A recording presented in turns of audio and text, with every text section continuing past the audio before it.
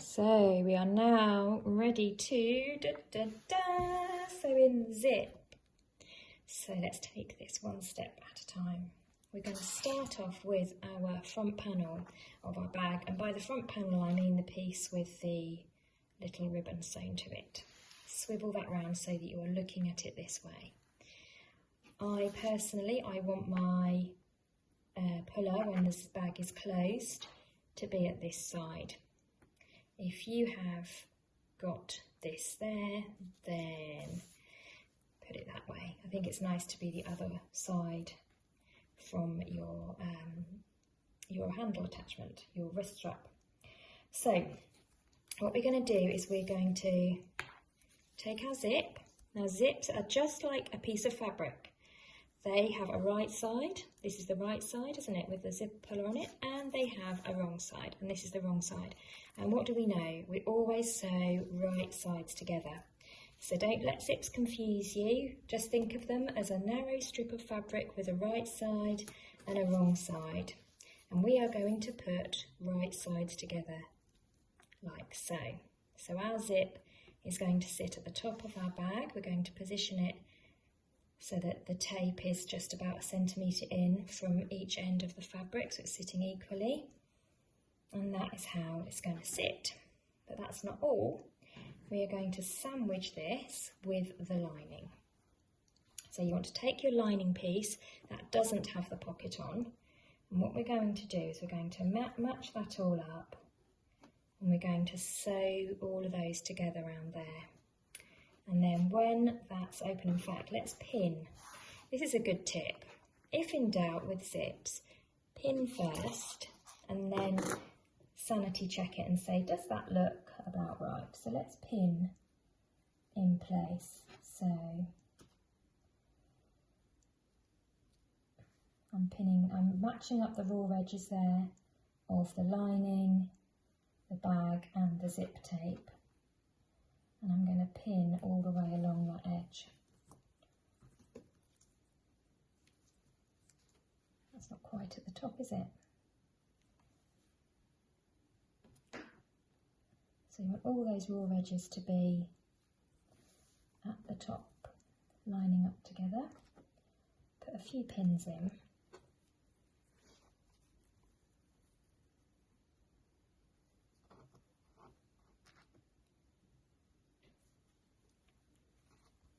Okay, so what you can see now is that your zip is sandwiched in between your lining and your fabric, and if you think to yourself, eventually that's going to fold back on itself, and that's going to be the front of your bag. And you can say, is that correct? You can obviously see that the zip undoes, that the tapey bit is sandwiched in here, and it's all good.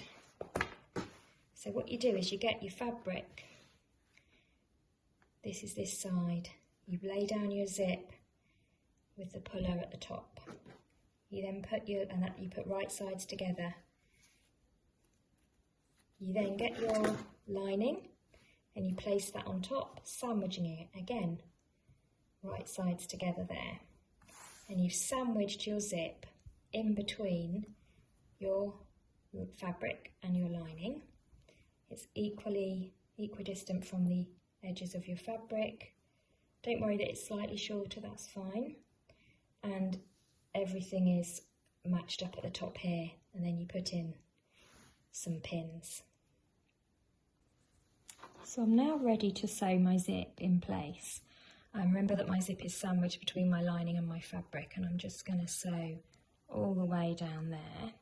If I tried doing this with my everyday universal foot, presser foot, then the foot won't ride over the chunkiness of that zip. It just doesn't want to.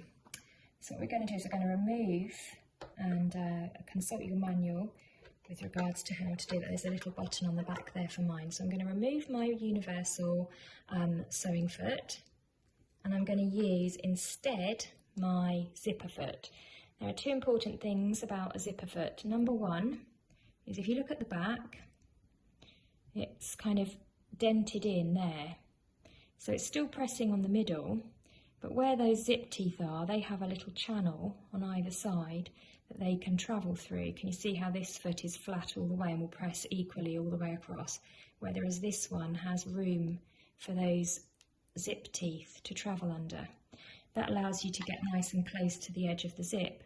And the other thing to think about or to notice is that you've got these two little grooves, and they are where your needle goes. And that again allows you to get nice and close to the edge of your zip. And the other thing I've done is I'm going to sew this way with the lining on the top and the jacquard on the bottom. So I've just put black thread in my bobbin and I've got white thread on my spool at the top. So the stitches at the bottom will be in black and the stitches at the top will be in white, and that keeps it nice and neat. And the next thing that we need to do is we need to come here and we need to undo our zip to about halfway, and we're then going to pop our work under our machine. Now my suggestion now is that you find a reference point, and this will kind of depend upon the type of zip foot you have, but my reference point is that I'm going to match up the edge of that little tongue there on my zip foot with the raw edge of the fabric here. And if I've got that reference point, it means that I'm going to sew a nice straight line and keep it even. You do want to try to keep even all the way down.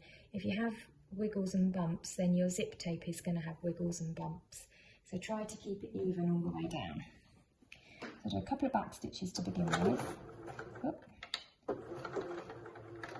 And then off I go again. And you can incidentally return back to your slightly heavier weight needle now, because you're sewing through your jacquard, your zip tape and your lining. So now, I don't know, let's see how clear it is for you to see. You probably can see. Can you see here that there's that ridge created by the zip teeth, and they are travelling underneath the bit where the zip foot goes up, and the dent there allows me to be nice and close to the edge and nice and even all the way down. So just keep sewing, keeping all those raw edges together and taking it nice and slowly. Now I'm approaching this bit, and this bit here is where my puller is. And I know that I can't possibly sew past that puller. That's going to really push my fabric out the way.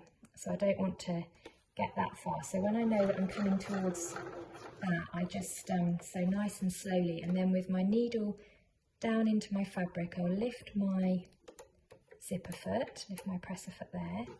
And then I'm going to come in like a keyhole surgeon, and I'm just going to pull and wiggle that zip puller out of the way.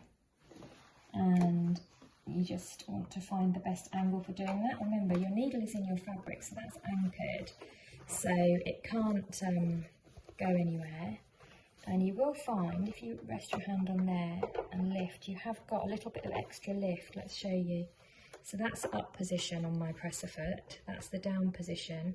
There's a little extra lift.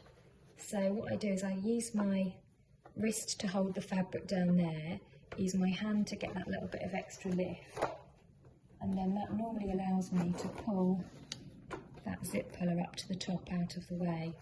If you've got someone else with you, you could always ask them to come and be your second pair of hands, and they can just hold your presser foot in the uppermost position whilst you go in there. Another tip for moving your zip pull out of the way is that I'll demonstrate, and this you have to be very careful if you're going to do this trick, but sometimes it helps, is you can use your stitch ripper and hook it into the puller and use that if you can't get your hand in there. Just be careful that you go very slowly, because what you don't want to do is accidentally stab and rip your fabric. But yeah, you can always just use your seam ripper as well as a sort of an extra help. So anyway, my zip puller is now well and truly out of the way, and I can carry on sewing all the way down. Take the pins out as I go. It's always good to have the pins run in with the pin heads this side so it's easy to pull them out. And come all the way to the end of that zip.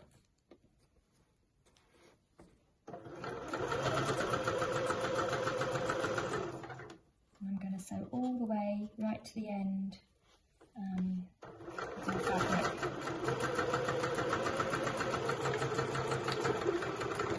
And do a back stitch. And there we have it. So our first side of our zip is now inserted. Let's take a look.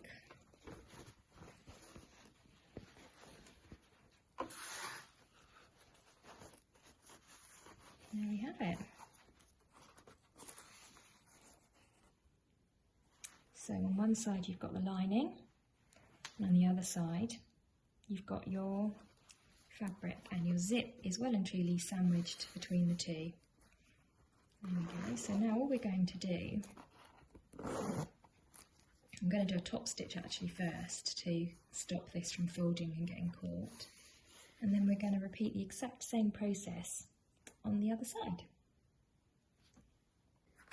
And there is our zip sandwiched in between our lining and our deco fabric. And at this stage it's a good idea just to give it a quick press. So you just want to press that down there, giving it a nice crisp edge to the zip, and on the other side as well, making sure that the lining is pressed down and out of the way of that zip. So the next thing we're going to do is we're going to do a little line of stitching just along here through all of those layers so that the fabric and the lining is held away from the teeth of the zip. I've switched over, so I've now got black thread on the top and white in the bobbin. And still using my zip on my machine, I'm now going to do a top stitch across here, which will go all through to the lining side and keep everything in place. So I've pressed everything back and I'm just going to pop that underneath. Now I can see by looking at this that I'm going to need to swap my zip foot over to the other side. And most zip foots will have two sides to them. And the reason why I know that is just because I know that I want to be sewing close to this edge, and I want these zip teeth to go under this channel here. Now if I had the zip foot on the other side, like this, whoops, then I can see that, look where the needle is going in relation to the channel going under there, the zip teeth going under that channel. Can you see I'm all the way over here, which doesn't really help me much.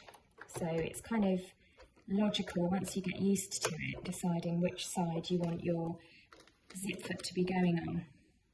And again, I need to find a reference point.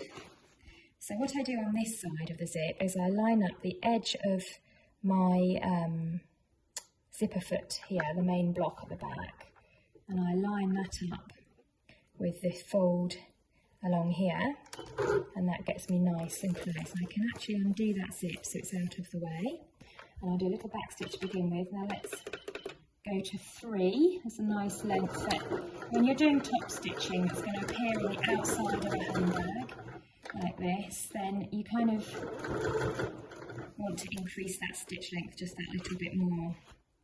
And I've got black thread on the top and white thread in my bobbin. I'm just keeping an eye there that that is lined up with there. So you can just find a reference point, and there's no hard and fast rule, but what you want is you want it to be relatively close to the edge of the zip, but you just want it to be consistent throughout, and you want it to be the same on both sides of your zip as well.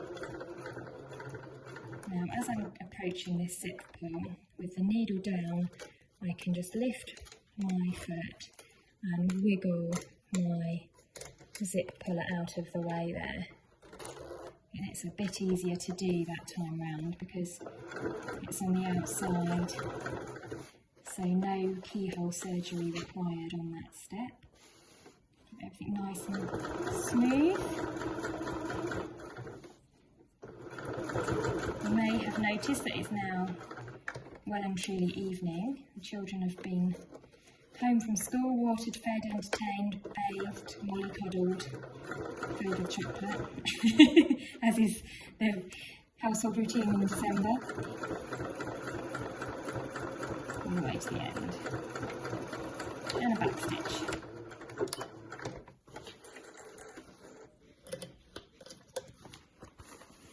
So I don't know if it's clear to see there, because that black thread does sink into this jacquard.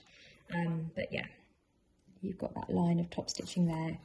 And on the reverse side, on the lining side, you'll see that because we put white in the bobbin, you've just got that line of white stitching there.